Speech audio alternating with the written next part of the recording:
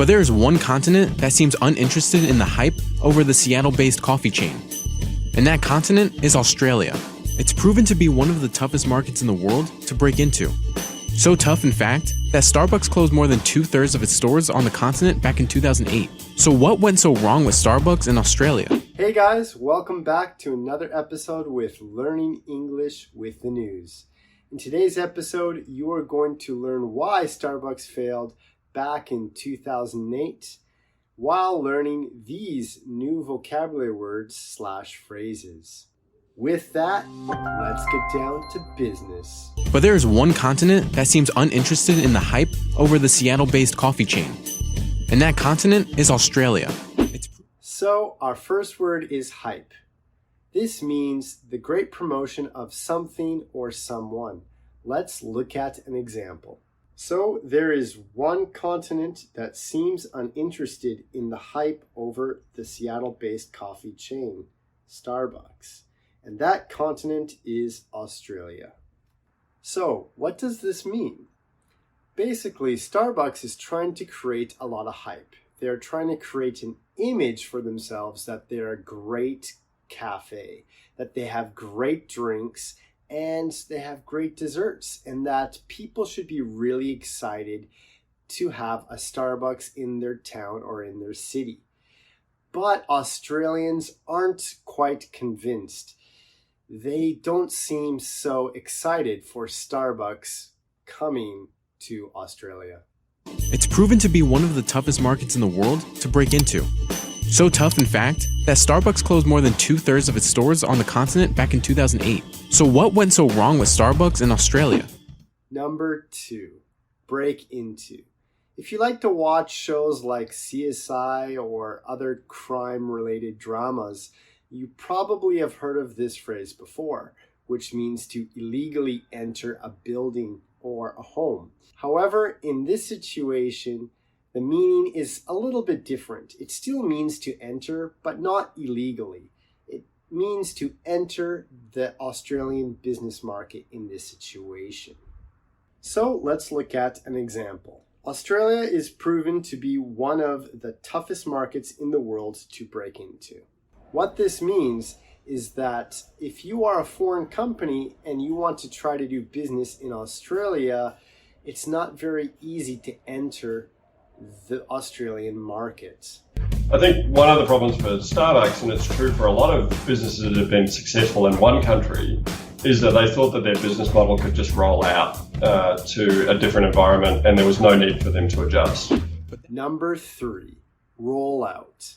And this means to start something. So let's look at an example. They thought that the business model could just roll out to a different environment with no need to adjust.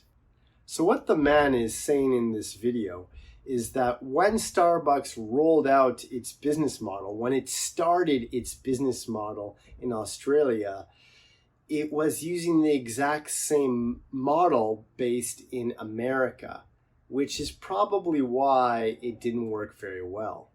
So cafes in Australia were born out of like the Italian culture of, meeting a friend. Number 4, born out of. This means that something happened because of something else. And I know this may sound a little bit confusing, so let's look at an example. Cafes in Australia were born out of the Italian culture. So what this means is the Italian culture that was brought to Australia created Australian cafe culture. So in other words, Australian cafe culture was born from Italian cafe culture. And knowing your local barista and it being kind of like a local meeting place where everyone knew each other, and that coffee was just a part of that. And Number 5, barista. This is someone who serves coffee at a cafe. Let's look at an example. Italian culture is meeting friends, knowing your local barista, where cafes are a local meeting place. So in this example, he is telling us that Australian cafe culture is about getting to know your barista, getting to know the person who is serving you coffee, getting to know other people who are at the cafe. It's a very communal experience.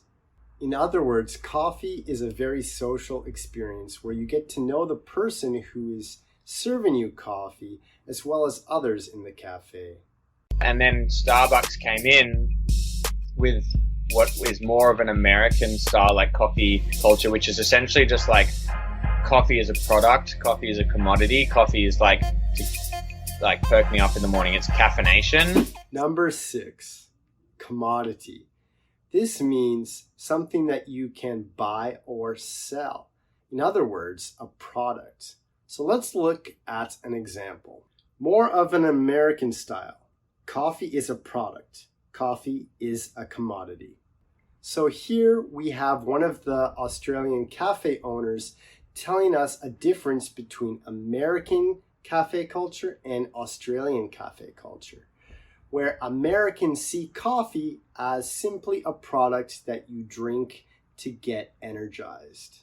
In Australia, where local tastes are different, so we don't really want a coffee that's hundreds of ounces with lots of sugar in it. We want something a bit more sophisticated. Number 7, sophisticated.